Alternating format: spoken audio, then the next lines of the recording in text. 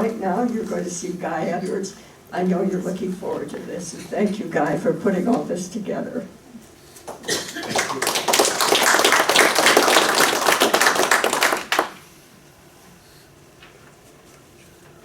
And thank you to Richard for helping you put it together. Yes, I'd like to thank the society for inviting me to do this. And then Richard Muller was a lot of help with the pictures and the maps. And so I appreciate that. When I was first asked to do this, I thought, how could this be interesting to anyone? And then I got to thinking about the industry, the full-service gas station, and it was people that made it interesting. And as we go on, we'll talk about things that, with people. Anyway, when I first researched this, I thought, where was the first gas station in Sturgis? And didn't really determine that, but perhaps yes. Anyway, the first gas station in the United States was in St. Louis, Missouri, and that was in 1905. And locally, there really weren't gas stations. They were car repair places that had pumps for their customers. And then eventually, that evolved into the gas station with the service bays and that. Talking about the first gas station, it looks like it might have been the Maxwell station, which was, Maxwell was a car dealership, and they were located where the old post office was, there where the motorcycle museum is now. And then in conjunction with that, there was the old stone garage that was all part of that. And earlier, excuse me, it was a livery stable. Fred Quinn ran a livery stable there and had a stagecoach and taxied people around, I suppose, take them up to the train station.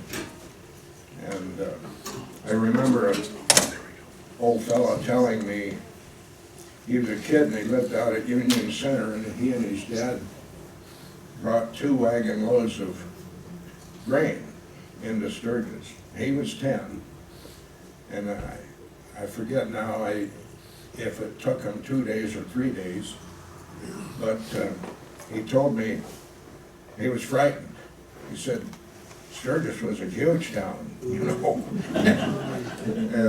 So he stayed right there with the wagon, never left because he was afraid he'd get lost. Pretty interesting.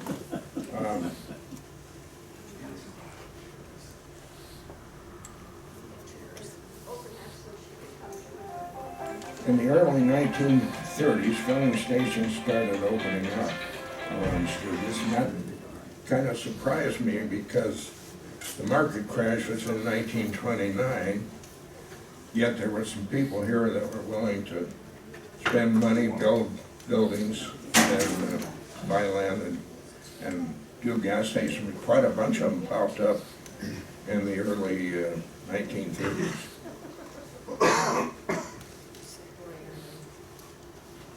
Just to give you an idea of who they were and where they were, there was Jack Michon's Independent Oil Company. He and his dad started that in, I think, 1931. And then across the street to the north was a gas station, full-service gas station, that operated for many years. And Jack Michon's location would be where One-Eyed Jack's is now. And the other gas station across the street would be where the restaurant is. Then in 1974, Jack sold that to Farmers Union. But Jack was an interesting person, and I'm sure there are people in this room that probably worked for him, you know, at one time. Also in 1931, there was a filling station at 1301 Main. That would be the one I'm talking about, the Loud American. And there was a station at 990 Main, the corner of Main and Junction Avenue, which had a bus depot. In 1941, it was called the Texaco Red Star, later Texaco One Stop, and then in 1964, I started there, and it was called Edwards Total Service. Elmer Wester had a gasoline station and a tire business at 1001 Lozelle on the north side of Lozelle, on the corner, which is now an office complex. Then Dan Regan started a gas station at 880 Lozelle, and it was called Gateway Service. It was later called Reagan's Service, and it was leased out in 1969, and it was called Jack's Phillips 66. And then later, it was A&H Regan's again. In 1931, there was a repair shop at 990 Lozelle. It later became Hamlet's Tygol in 1942, Vernon's Mobile in 1950, Jenks and Johnson in 1950, Don's Mobile in 1961, Lynx Mobile for a short time, and then Vic's Mobile. And it is now still has gas pumps and convenience store on the corner there.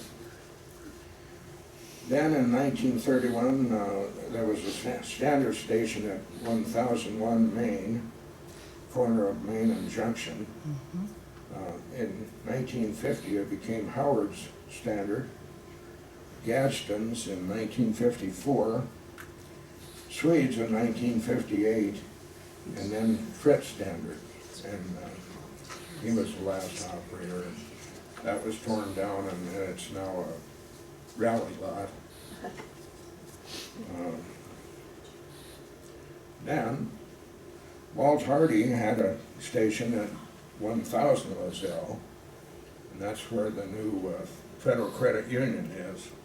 And he had a bulk truck also, and he stopped at my station, and he was just a great guy and fun to listen to, and he said, I had $50,000 worth of sales one year. He was really proud, and that was something back then, but he wouldn't get you far now. There was a service station at the corner of Junction Avenue and Sherman in the northwest corner. In the 1940s and the early 50s was operated by Charles Meckling, father of Bob Meckling, former mayor and a high-ranking National Guard officer. Is Bob here? Then there was a repair shop and gas pumps at 1345 Main Street, 1931. Became Owen Service Station in 1944, and then it became Braden Brothers, who stayed there a long, long time, clear up in the late 50s. And they, if you wanted precision work done, they did it. Melford Braden stopped at my station, and he said, I just overhauled this engine and it's got a noise in it. And I listened and I couldn't hear any noise. You know, he was just that fussy. But they were great people. Also, there was a gas station in 1801 Main, the corner of 8th Street, where the traffic goes under the railroad viaduct that goes out West Sherman. That was Highway 14A. There was a bulk standard station just west of the mill. And then around the corner under the viaduct, there was a bulk Conoco station. And it was run by Mr. Conklin. Back in the 40s, he had a son that was quite an athlete here and played on the championship basketball team. They were good people. Mr. Conklin was on the school board for many years.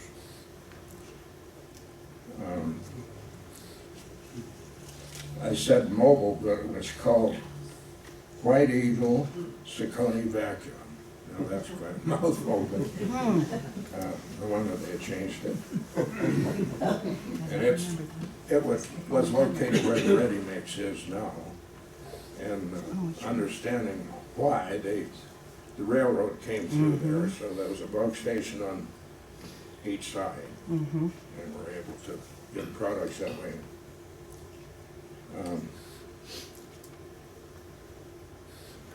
And then as you go on further on 14A, there was the Haucola Refinery, and it later became a Frontier gas station, and that's where the bus people store their buses there, on the bypass road now. So, as we go down memory lane, if you're coming into Sturgis at that time, the traffic all went right through town. And so in the early 1940s, from the south on Highway 14 and 79, you would enter the Sturgis city limits at Harmon Street, which is north of the hospital and north of Nolan Monument.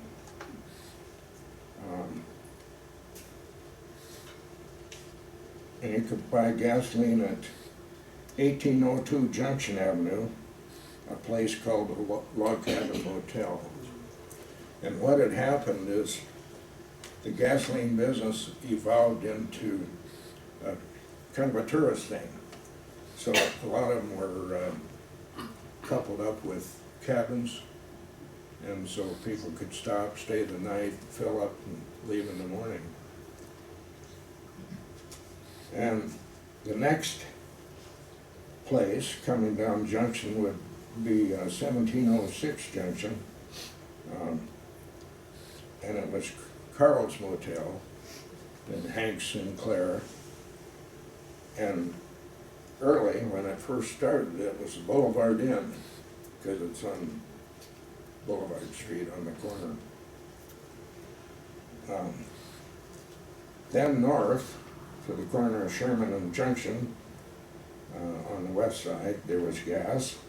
Across the street, there was Holmes Repair, and later Tex Alden's gas station, Sonny's Enco, and then lastly Kent's Enco, which is now the Harley-Davidson property. And if you're going west, then you turn and went up Main Street, and that which would be 14 and 14A. And so your choice is the Texaco Red Star at 990 Main, the Standard across the street to the northwest, and then as you kept on going west on Main, you'd come to Vashon's Independent Oil Company, and then the mobile station on the north side. And if you're going to Deadwood, then you would continue on and go underneath the railroad viaduct, which was West Sherman and 14A. And during that time, during World War II, gasoline was rationed, and several things were shoes, sugar, tires, and apparently they rationed the tires to keep people from,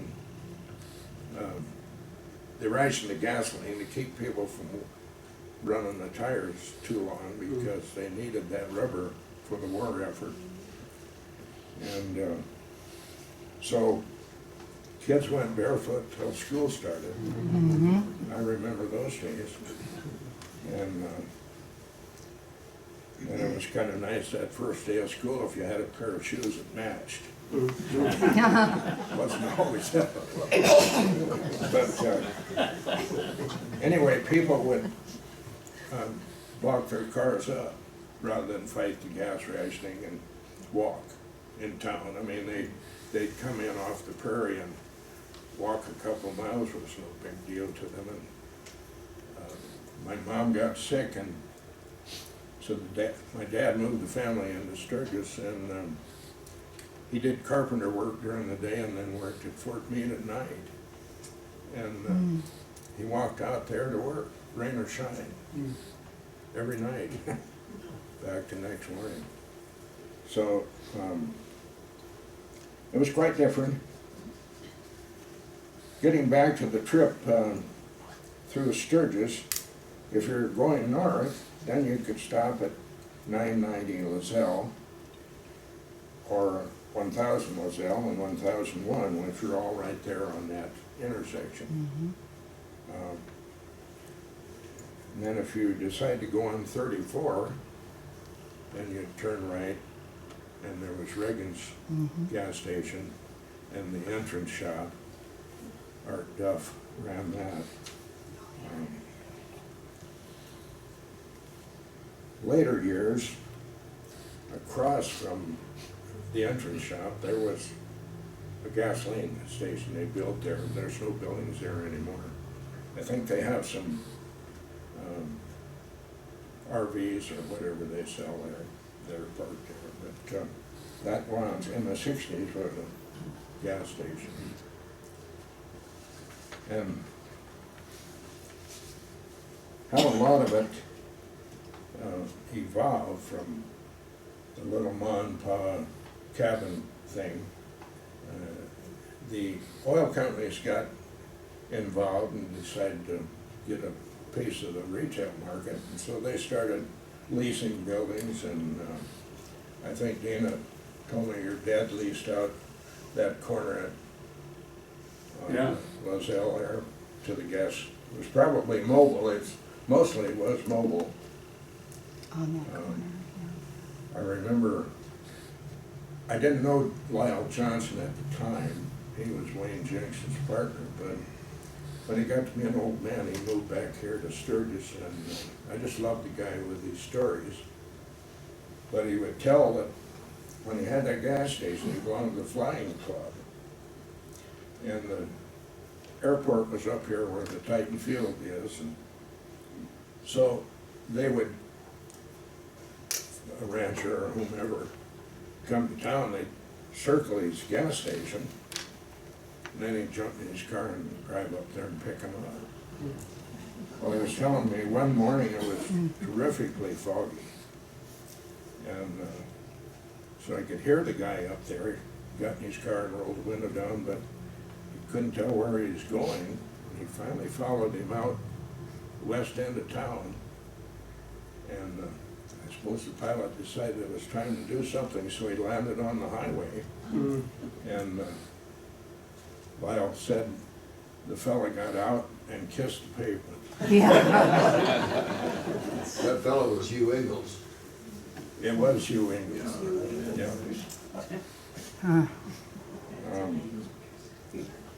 So,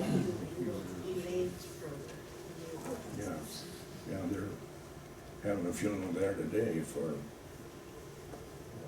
his brother-in-law. So anyway, that's kind of how they were. At 1001 Main, that was the standard.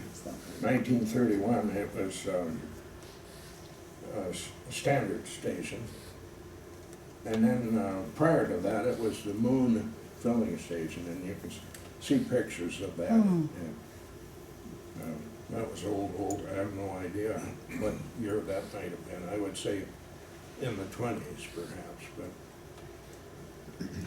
And then in 1949, Howard's ran that, 54 Gadsden, 1958 was Swede Standard, and then Fred Standard. And now it's a rally vendor spot night. There was a tire sales and service on 2nd Street, which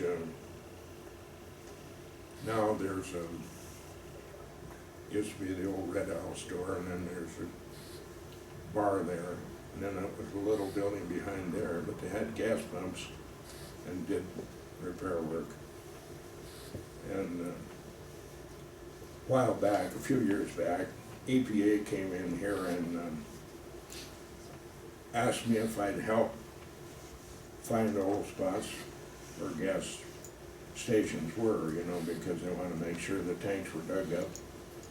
And Dana's dad helped us. He was the county assessor and knew a whole lot more about it than I did. But I thought an unusual place to have gas pumps on a side street, but anyway, it worked out. And then at 13, well, and then there was Jack Bichon's, and he sold out to Independent Oil. He sold out to Farmers Union. And then at 1345 Main, remember the place they called the Roadkill Cafe on the north side? Well, the gas station was directly west of that. And there were, well, Owens was in there in 1941.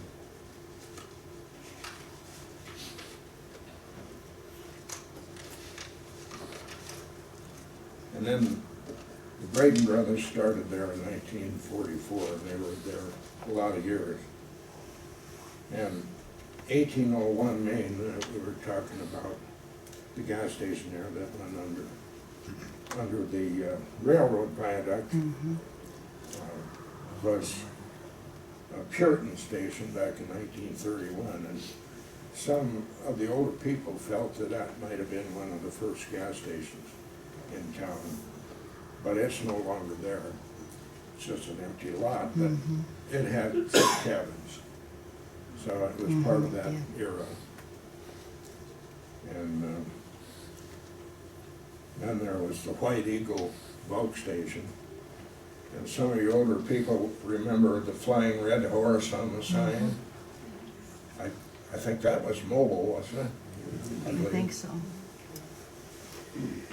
Anyway, then the Alcoa refinery, and this gets us back to Lozelle Street, the entrance shop, and Art Duff. And that's where Monahans have their building there now, the entrance into the city park. And Art and Vera Duff were really good people, good for the community. And then I was telling you at one time they had pumps, it was in the 60s, across the street from entrance shop, and there was Dexter's service and then S&S service. And I'm probably boring you with all this, but doggone it, I had to find it out, so I'm gonna pass it on. So we're gonna miss it.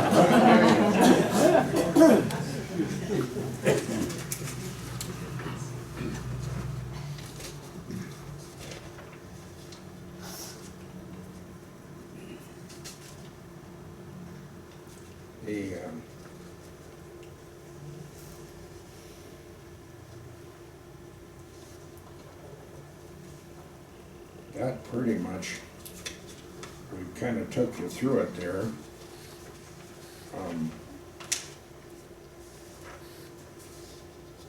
And we've got a slideshow of some pictures if you want to do that. Mr. Chairman, turn off this front set of lights? Yeah. Oh, you got, okay.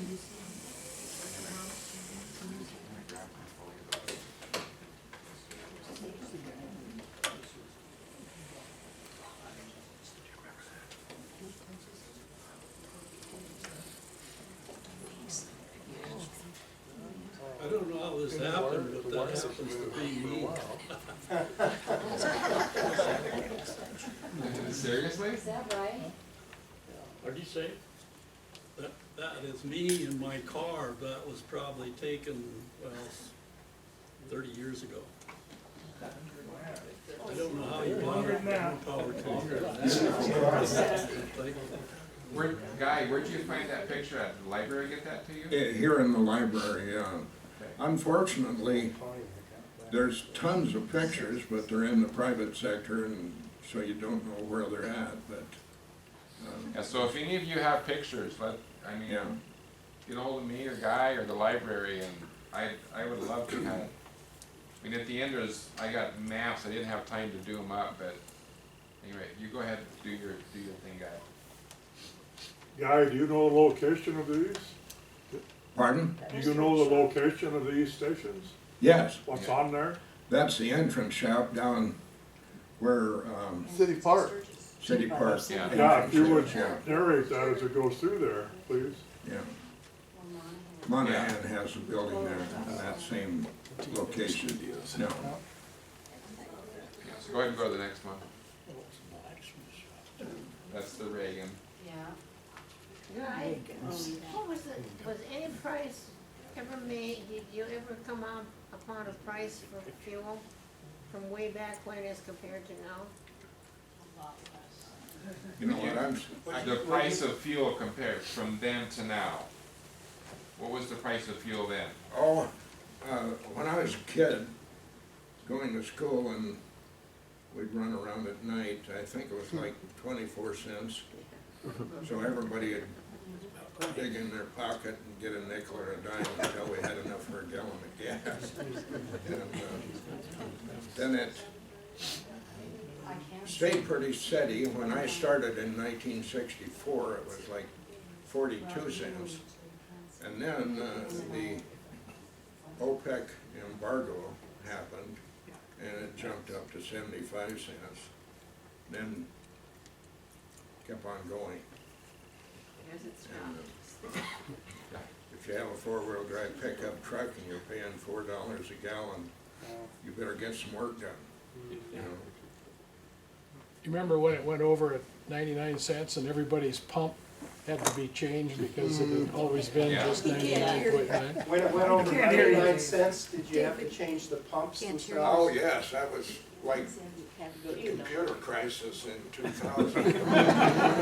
Guy, do you know what year that would have been? When gasoline went over $1? 74. What year that would have been that gas went over $1?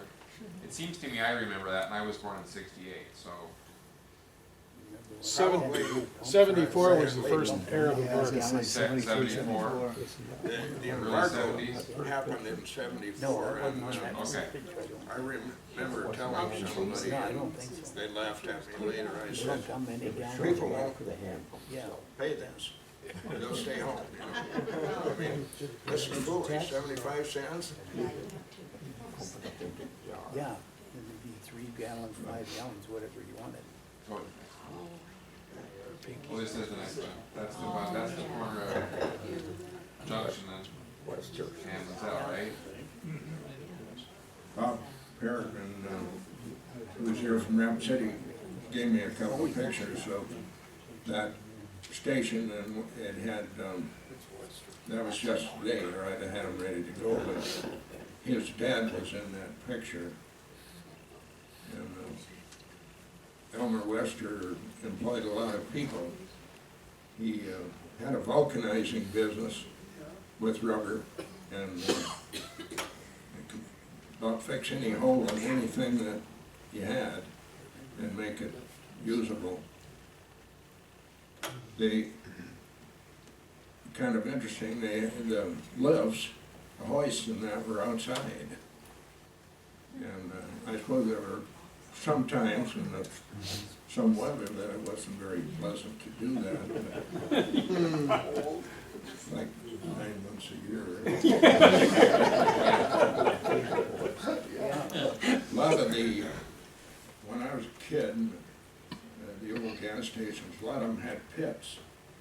Drive the car over a pit, and then the worker would go down the steps and work underneath. And that'd be all right unless you had to run out and wait on somebody, because I can imagine you're getting your head banged pretty hard.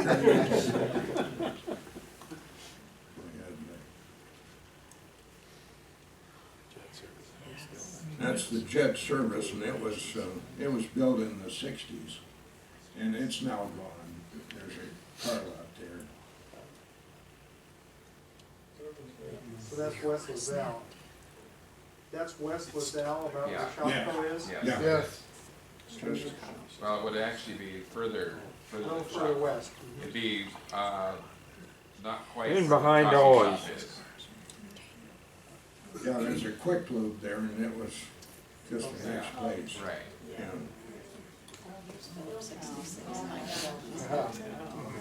An interesting thing about the Phillips 66 was it burned out in the '60s, and fortunately, no one got hurt, but transport driver had come and was filling their tanks, and I don't know what happened, but anyway, it spilled over, the hose pulled out or something and caught fire and burnt clear down.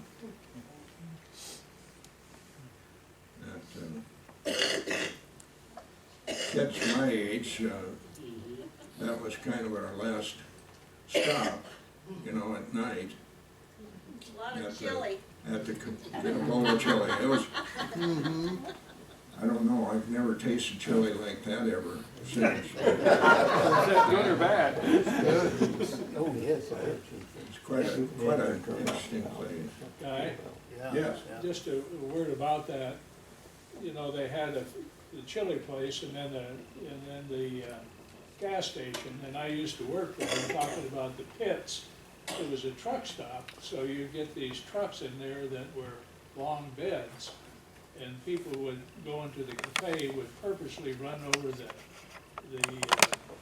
thing that set the buzzer off, so I'd have to run out of there, and I don't know how many times I hit my head. And then somebody would just laugh because they were going over the cafe. I can tell you an interesting story about my station there on last place I was is where Bertolotto has his office. And there was a kid down the street, and he would do that. Come rolling around on his bike and then drop the front wheel on that bell. And couldn't do it now, but I caught him. He was pumping that bicycle and I outran him. What's fun is he's the police chief in Spearfish.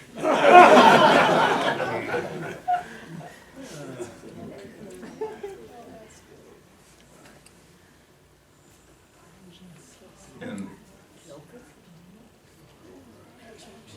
yeah, that's would be the place I was just talking about where I had the Conoco station. It was George Kilker and then Art Kilker. Go ahead and go to the next one.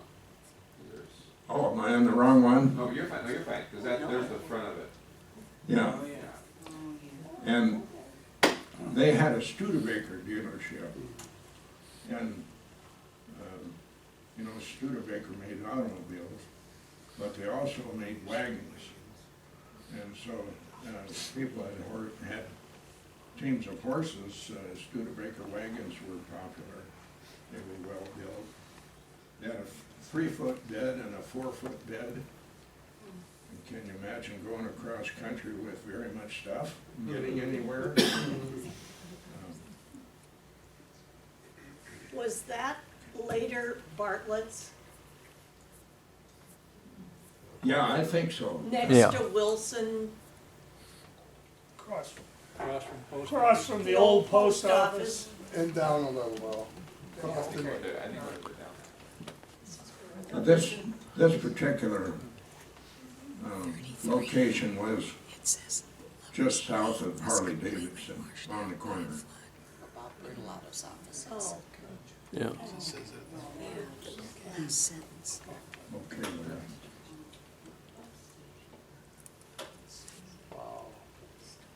there. That was the old stone barn and bus station. And it was next to the car dealership there. And it's the location where the old post office is now. Yes, yeah. Okay.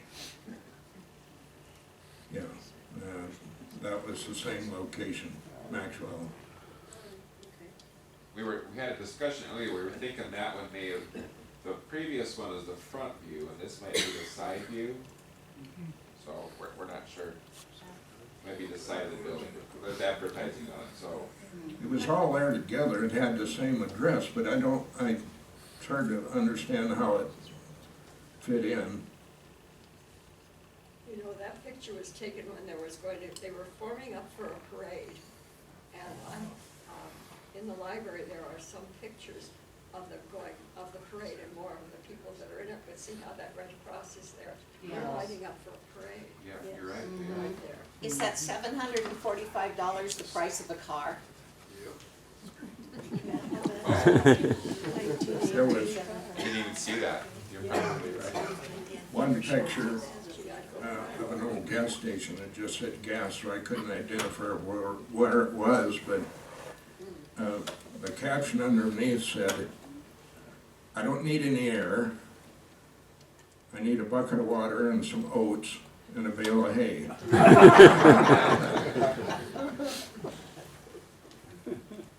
And that goes way back, and that was the Ford dealership.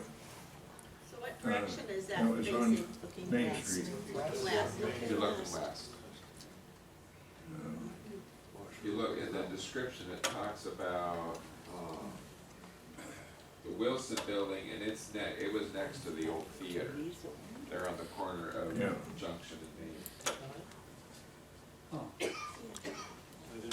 You'll see that, if you go to the next picture, you'll see the theater, and this is like they're standing in the intersection of Junction and Main, looking west again. The theater was, Yeah, the Majestic Theater is at the left, next to the Wilson building. they did a lot of things for kids, and on a Saturday, they would have special things on the Yeah, I stage think there. if you look at the arrow, This is the Wilson theater building. here. Well, that's the theater, you're right, yeah. Yeah, so what is it now? Hot leathers. Hot Leathers. They rebuilt that building on the corner there, stone. Oh, okay. Oh, What's the gas station across the street? Yeah, that's, we're getting That'd be the standard. We would know that as Swedes, most of us. Or for instance, and that, in the description there again, it was tore down in the city auditorium, yeah. was put up there. Sunday mornings.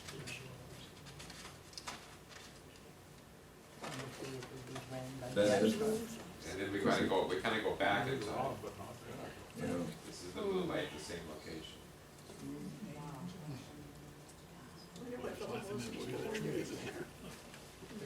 Trombone. Well, yeah, it's, if you look, you can, Parade. one thing I noticed is you can see the hills. Yeah. So there was very little construction there. This guy's got a tuba right here. Oh, you're right, maybe it And was you got a another lot more parade. trees in town now. Yeah, right, than you did. yeah, if you look at the hillside, you can't hardly see any trees on it. That picture of Reagan's, you know, trees are a whole lot bigger now. Yeah, yeah. And then the next one is, that's the Standard Oil Company, Yeah. at the same location. So now you see a building in the background, you can barely see the hills behind it. I didn't notice that when I looked at that picture in the magazine, and I know that's where where it was, but because you can see the hill over there that still looks the same. That's where I started, at the Texaco there on the corner, right south of the post office. Forbes owned that for a long time, didn't they, that Texaco? And Forbes had that Texaco station for a long time. It's been, it was one of the earliest. Yeah. When I was a kid delivering papers, the journal would leave the bundles off there, and one time, I think it was log, it was quite unique building. And the property belonged to Jarvis Davenport. And he leased it to Texaco, and then they leased it to me when I started. And I'm looking at that car there, is that a 50, the one with the hood open? What's the year on that? Yeah, I don't know. That's late 40s. 49, Ask Ask Don, Dad, what you is know it, what that Don? is? What year those would be? I'd have to get closer to look. Well, get up here. You know cars like nobody else. I'm just wondering if it was 50. It might that, be. I think that's the end of the Was there an picture. international truck on the far right side of that Is picture? that There's the Princess standard. The theater, if you can see the theater there on the corner, right there, that's the theater. And the standard station across from it. You can even see, go down the intersection of Lozelle and Junction. What's the building with the four-sided roof right to the south of the Texaco? That's it. Oh, that is it, the Texaco sign is on the other side. Yeah. Oh, sure. So is that the log parts you're talking about, Guy? Oh, that does look like logs, doesn't it? Yeah. I think you're right, that's logs. It was quite a location right there. People could come to town, rural people, leave the car and walk up, do their shopping.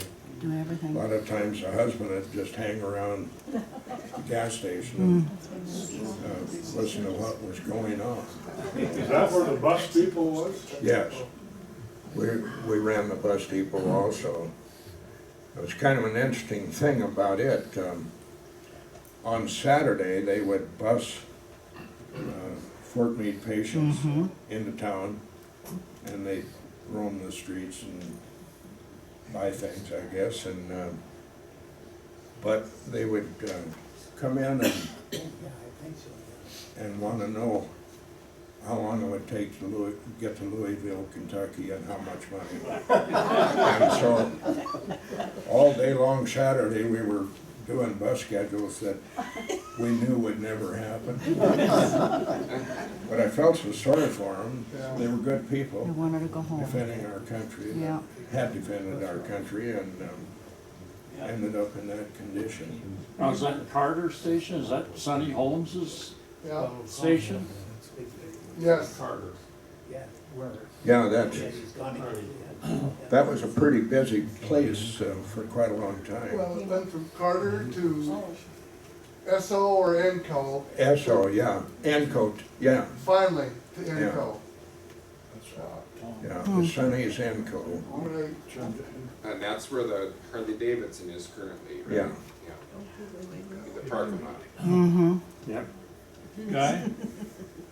Story about the bus deal. I worked for Corky Williams there, yes, and Corky was really the only one that knew anything about the bus schedule and the tickets and everything. And he would always take care of it, except that about once a day, Jack Kinney, who was a patrolman, would stop in, and they'd both go down to the cafe for an hour, and I was left alone, and they would come in and want bus information, and I never was trained. And I had a horrible time. I'd have to delay until Corky got back. you know, also with the bus, they hauled freight. Yeah. So if you needed a tailpipe for your car, they'd send one out of Rapid City and it'd be there the next morning. And so once the bus came, you'd get busy calling people, you've got freight. They even sent blood plasma on the bus. And so you had to make sure that got taken care of right away. But Ted's Repair, Ted Grease, I'm sure a lot of you knew him. Where was it along? It had to be right there somewhere. Across the street. Yeah. Oh, Yeah. it is. Yeah, Yeah. in there somewhere. Yeah, it would've been Just directly across the- across. Across I the remember when street, that yeah. fire, Hey, yeah. I remember on the day of that fire, I was going to school at Francis Case. Yeah. Over on Fulton Street, I remember that day. I was across the street when it happened, and Yeah, shingles flying through the air. yeah, I remember it dropping in our playground, fire, stuff yeah. dropping in the playground. I remember my uncle coming home from the war. I wasn't there, but the story, that my folks came to the bus station to pick him up. So there must have been a lot Yeah. of soldiers come home after the wars on the bus too. sure. Yeah. Well, that was the only way to get In around. 1969, I went in the army from that You're bus right. station. Nowadays, the bus doesn't even stop. 1969, when I joined the army, I went from that bus station. Yeah. Yeah, I did And too. also, they used to bring the movies for the theater on the bus. sure. Oh, I'm sure. A rancher would call me and say, I've got this Mexican fellow that's coming in on the bus, and he doesn't speak any English, and when he comes, call me and I'll be right in to pick him up. They were good workers on sheep ranches and that. And so he came in and he sat there for quite a while because the rancher had quite a ways to come. And a duffel bag, and he had a chokehold on it. Yeah. So I pointed and I said, marijuana? And he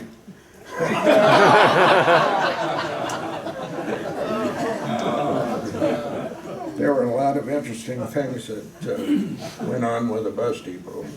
Was that back when it was legal? Yeah, right. Yeah. It was for them. I remember this old fella, he spoke brokenly, he was an Italian, Anton, lived down the road from a gas station, and he would walk up there. We had a cigarette machine, and there was nothing complicated about it. It had electricity, but it was just for the light. And he'd hand me 3 quarters, so I'd go over and drop them in and pull a lever, and there was his cigarettes. He didn't want to try to master that cigarette machine. It was, when I was younger, seemed like there were quite a few people from the homestead days that did speak brokenly. And there was an old couple, and his name was Dietlif Bakken. Anybody know Dietlif Bakken? But anyway, he and his wife would come in and they called me Kit. Hey, Kit, I want some air, I just loved them. They were great people. And that was kind of the fun thing about it at the time. I was young and full of vinegar, and you could see, 50 to 100 people every day, just coming in to get gasoline. And so it was almost thrilling, because you're always finding out something new. Someone would stop and say, whose haystack was that caught on fire last night? And I said, I don't know, but I'll find out. Well, 2 cars later, somebody was telling me. So it was kind of a place where information was passed. And so people enjoyed going there, hanging around, listening to the stories. There was one story about, and it didn't happen at my gas station, it may not have ever happened, but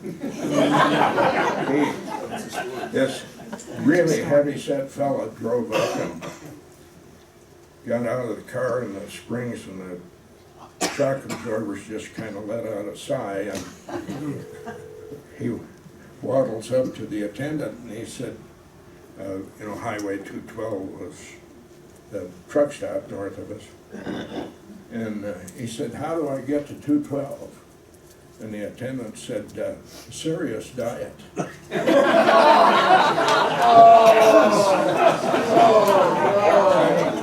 I'm glad it didn't happen in my place. Yeah, I can tell you a story about Sonny's, Sonny Home Station. Oh, yeah. When we were in high school, Jack Brunson worked nights there. And this was in the, like the mid, probably about 1953, along in there. And Jack had a reputation of, he would drink anything. And for example, he'd be sitting down at Wiggs, and after somebody'd finish a Coke, they'd put a bunch of cigarette butts in it and stuff like that. And for $1, Jack would drink it. And he had quite a reputation, that connection. Well, so one night he's working there at Sonny's, I think it was Enco then. There was a bunch of guys sitting around there keeping him company, you know, 4 or 5 of his classmates. And the subject came up, bet you couldn't drink a quart of oil. And Jack says, yeah, I believe I could. So the bet was on, and I don't remember the amount. It wasn't a great amount, probably $4 or $5, something like that. So Jack calls Doc Massa, and he said, Doc, what would happen if a guy happened to drink, you know, a half a quart of oil, motor oil?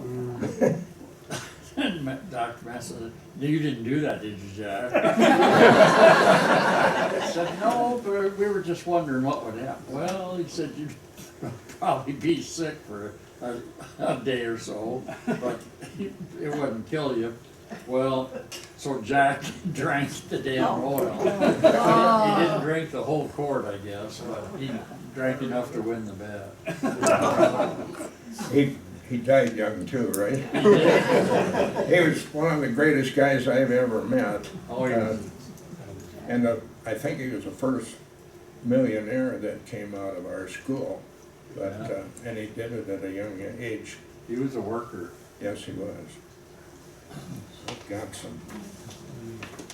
I've got some maps I'll pass around. Should go to the next couple of images, because I've actually got some maps. Oh, okay. And if you start right, go up a little further, right, you can see that white roof right there. That's all T&M Studios there, so that would have been the entrance station. Just the edge of Sturgis. And then if you come up around the bend, Reagan would have been right in there somewhere, I think. Then there's the intersection of Junction and Lizelle. I was gonna try and get dots and color code this and have it go up to pictures, but I didn't get time. So there was all those right there. And then the jet service would have been clear out on the other end, near like probably right about there.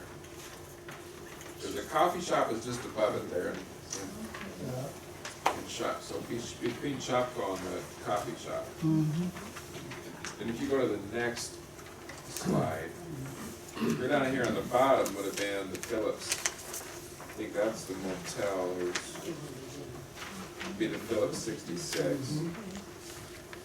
And of course, you talked about all kinds of them up and down Junction there.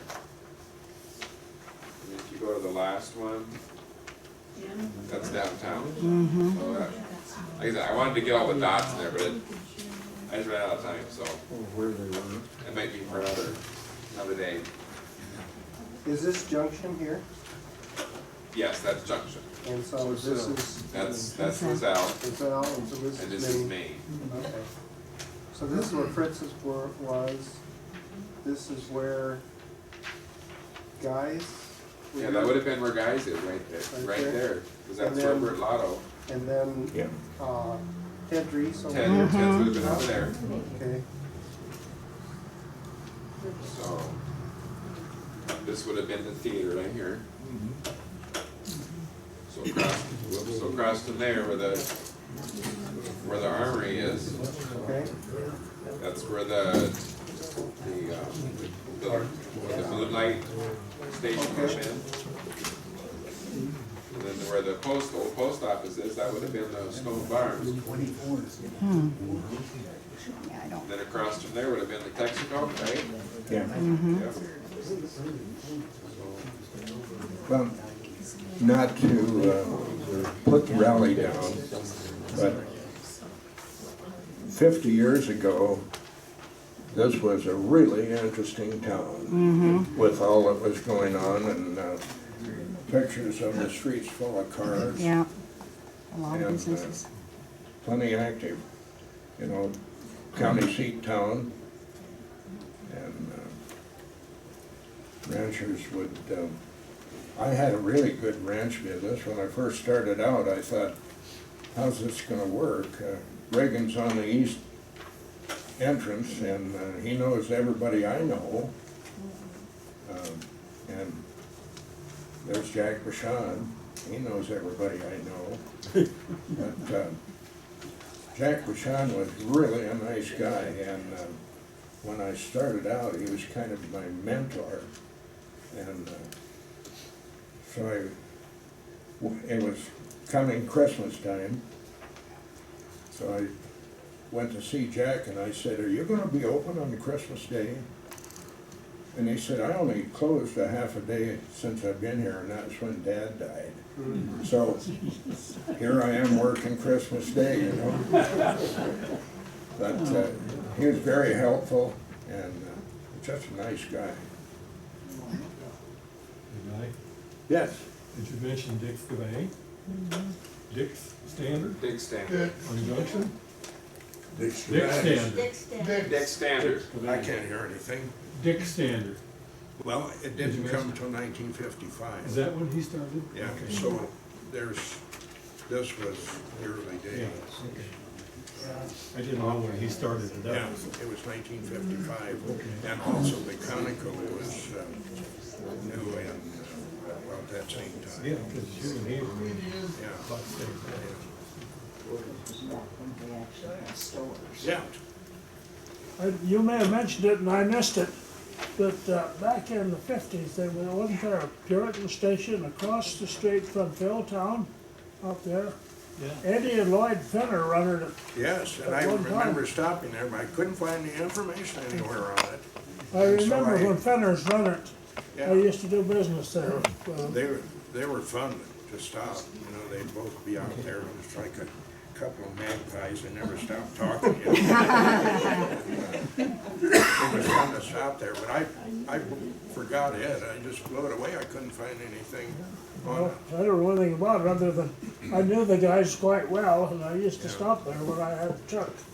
Quite a lot of them, yes, Go ahead and finish.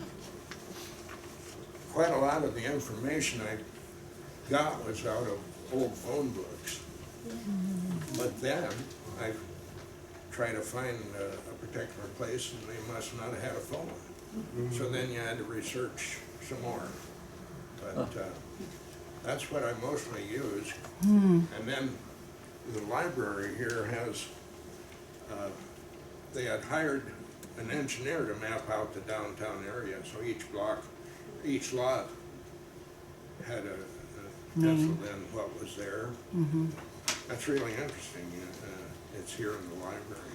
And it was 1931. And so that was a good source of the information. Do you have any pictures on that refinery? You know who started that? No. Brodsky, Charlie Brodsky? Oh, Charlie Brodsky. Yeah, I had heard that, I guess. No pictures. No.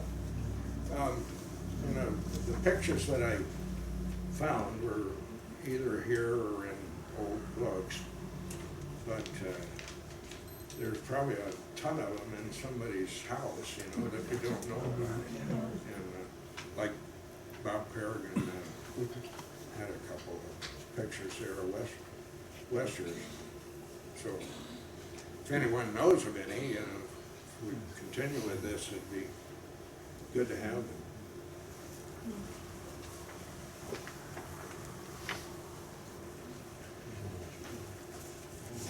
Yes.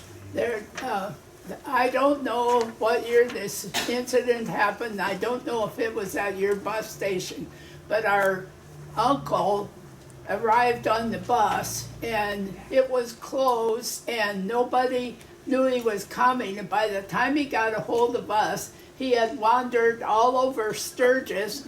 And when we got him somewhere, he had $100 bills pinned all over on the inside of his coat. Now, how he escaped getting knocked in the head, I can't explain. But that was an incident in our family for years. We about fainted when we saw all those $100 bills. But he couldn't go to the bus station because it was closed. It was in the middle of the night. But what a lucky person he was. We would, with the bus station and the gas station too, the parts store would leave off a starter for some farmer's tractor. And could he stop and pick it up? Oh, sure. Well, about 11 o'clock on a Sunday night, he'd call and say, I'm going to. I'll be right there. And then I had to put on a happy face, you know, to keep things happy. Keep things happy. That's all I have, I guess.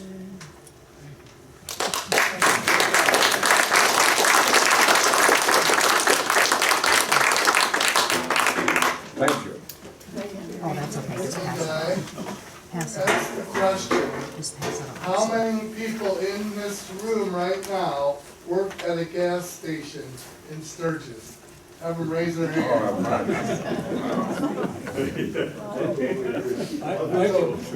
Y'all hear that? Say it out loud so everybody can hear it. How many people work? Oh, yeah, how many people worked in a gas station growing up? Hold your hands up. You know,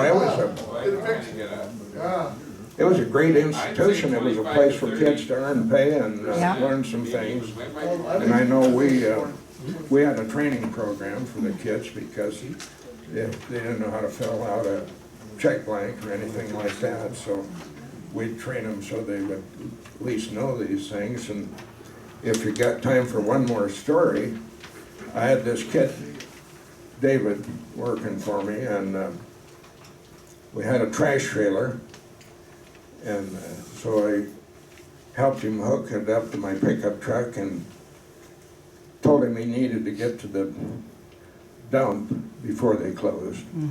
Well, I don't know what he did. He must have stopped to see his girlfriend. Well, anyway, when he got there, the dump was closed, so he drove out north and dumped it underneath the bridge. And so the next morning, here was John Egger, the sheriff, with a warrant for my arrest because my name was all over that stuff.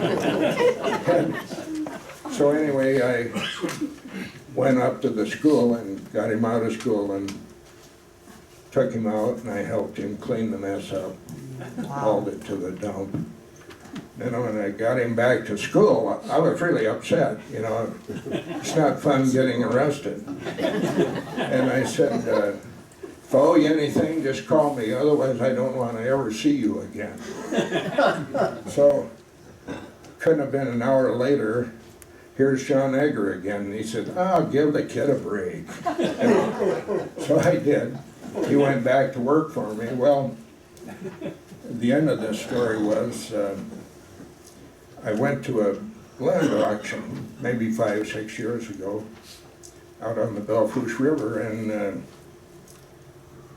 he was there, and I visited with him. And he was the head of a small corporation. I think he had like 700 people working for him. And so maybe the break I gave him was good, but he made a $500,000 bid on a parcel of land there and won the bid. And so I guess he was doing better than I was. Thanks again. Wow. Wow. Very good. How you doing there? I just want to tell you too that next year we have Dave Super who's doing some programs there, and it's on the sheriff's of Eaton County. And of course, John Egger is going to be too. So keep your John Egger stories and come to that one, I think probably March next year.